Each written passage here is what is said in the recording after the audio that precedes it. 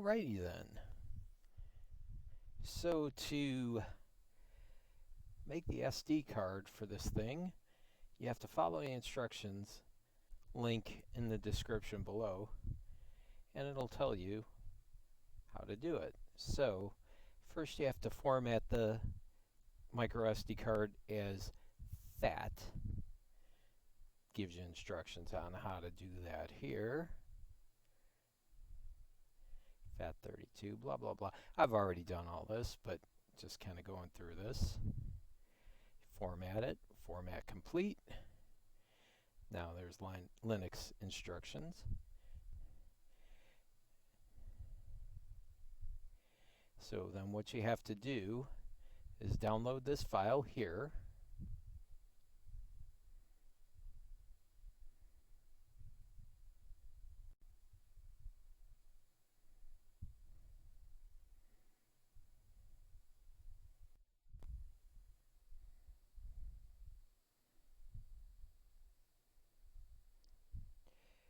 It's a zip file, and it'll have these two folders in it whenever it decides to open up.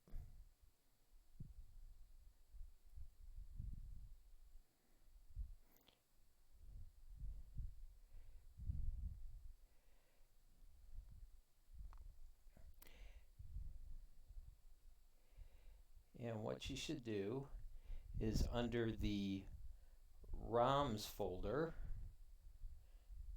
you actually have to copy both of these over to the USB drive. And then in the ROMs folder, there's going to be individual folders labeled for all of the different game consoles. So you'll have an NES, GB for Game Boy, GBE for Game Boy, or GBC for Game Boy Color, SMS for Sega Master System, GG for Game Gear, COL for ColecoVision. There's also Atari 2600 and 7800, I believe, on there as well too. So basically you copy those over to your SD card, you copy the ROMs over to the SD card, and then you eject the SD card and put it into the console. And then we'll boot it up, and we'll be back with that. All right, so we're back. We've got our Odroid here. We've got our SD card loaded with the program files and the ROMs, and it's plugged in and charged, or charging, I don't know which. Why don't we go ahead and slide the SD card in. Just slides in there. And then power it on, and we'll see what happens.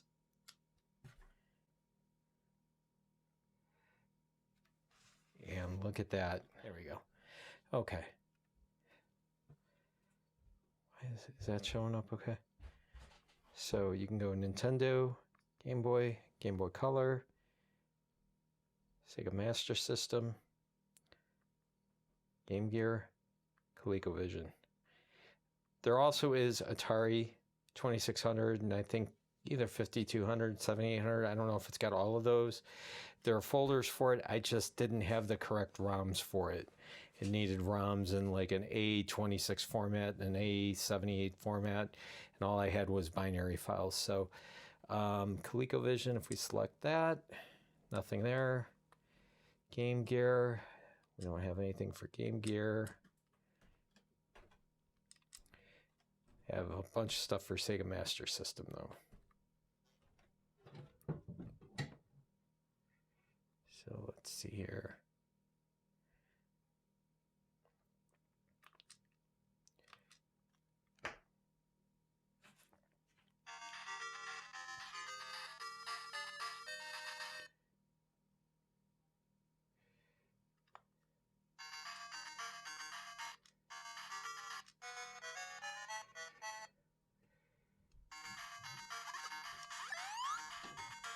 I've not played this in a long time.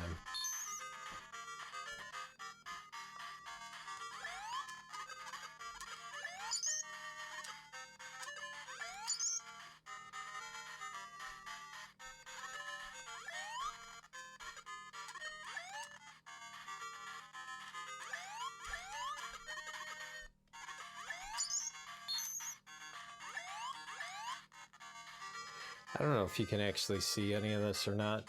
The screen is just like amazing. It's just super clear. I wish there was a HDMI output on it or that, but if I angle it, does that look better? I think if you do, yeah, no, hang on. I don't remember. There's a way you can get.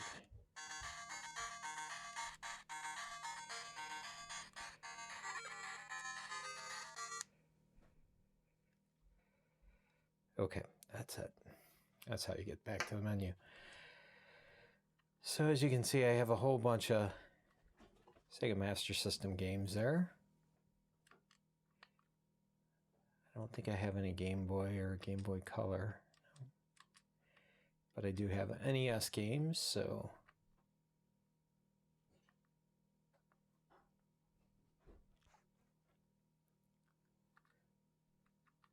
go down to one of my favorites here.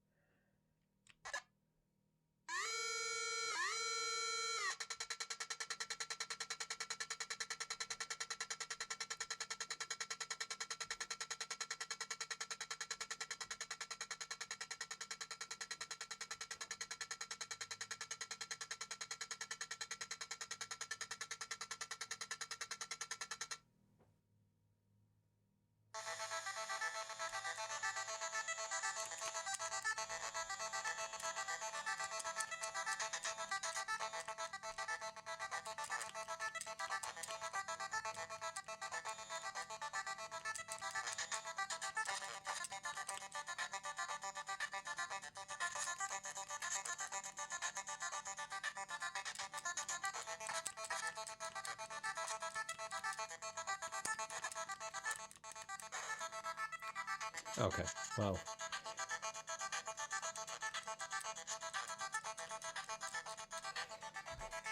I don't know if you can hear the sound. Sound is pretty good. It looks pretty good. The screen on it's really clear, bright. I don't know how well it comes across on the camera or anything like that, but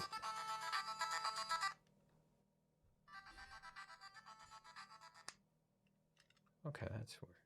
There we go. All right. So anyway, yeah.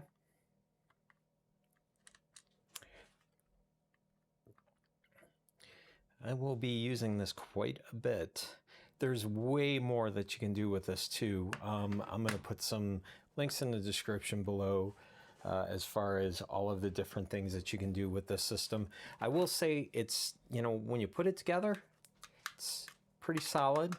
The buttons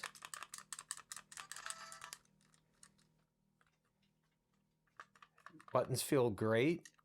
Unlike some of the other systems in that I've tried, they're really responsive. I mean, is it perfect? No, but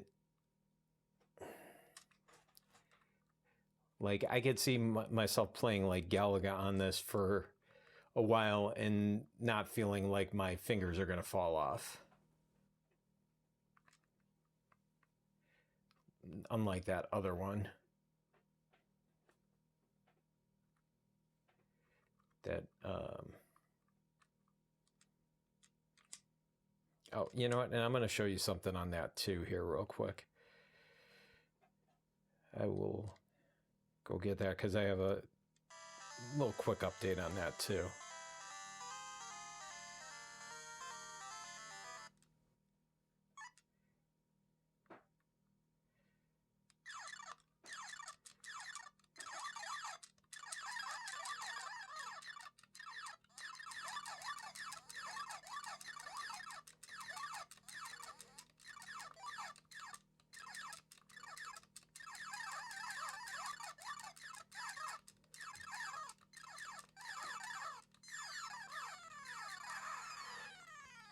Okay. Anyhow, is this thing perfect? Nah, I mean, it's not. It's cool. It's. I'm gonna have a lot of fun with it. I don't know about anybody else, but I'm gonna have a ton of fun with this. There's a lot of stuff you can put on it. It's not gonna get. You're not gonna be able to play, anything past, say, Super Nintendo probably. You're not gonna play PlayStation 1 or anything like that. But I mean, it's like a Game Boy, so maybe my expectations aren't that high. So, but yeah, for what it costs and everything, I definitely think it's worth it. So, yeah. I do have one update on that Wanle 501 here. I'll go get that real quick and I'll show you what I found out. Okay, so I have the Wanle thing here. Somebody had commented on the original video of this and it got me looking at it a little bit more. Oh yeah, and if anybody has any questions or any comments or that, definitely leave them in the comment section below. I'm happy to answer any questions you may have, or if you want me to review anything, as long as I'm able to get it, I'm happy to try to review it for you. So any suggestions or that, leave them in the comments below. But on this 501, I did figure out it was not nearly as complicated as I thought. The back easily comes off. It's just kind of snapped together. Just a couple of little tabs that hold it into place. All you have to do is just kind of stick a little prying tool in this little seam here and it'll come right off. But as you can see, this is the LCD screen, this is the board, battery, speaker. It isn't very well put together, as you can see. If you look at the solder, it's not straight or anything, but just looking at the board here, from what I can tell, here, let me see if I can get a little light on here. I don't know if that is going to make it any better or not, but from what I can tell, this USB, it looks like the only solder points that are actually soldered on it. I don't think the light's really helping. Let's try to turn that off. It looks like the only solder points, any of the data solder points are not soldered. So I don't think there's any access at all. And obviously the chip is covered with, a blob there. So I don't think there is any way to get into the program or to do anything, any kind of access or anything to it. Without going into I just don't think it's possible. Anybody has any suggestions, I'm more than willing to hear them. And now I actually see this, there's actually a port right here. I don't know what VDD is. Anybody knows? And that's speaker. So speaker 2, I'm assuming. So I guess you can add a second speaker. I don't know if this is maybe for hooking up an external display. But yeah, anybody has any suggestions on it? If there's anything that they think that could be hacked or anything, let me know and I'm more than willing to try it. So anyway, that's all I've got for this video. Again, if you have any questions or comments, leave them in the comment section below. And if you enjoyed the content, like this video. If you didn't, dislike it. Otherwise, we'll see you on the next one. Thanks for watching.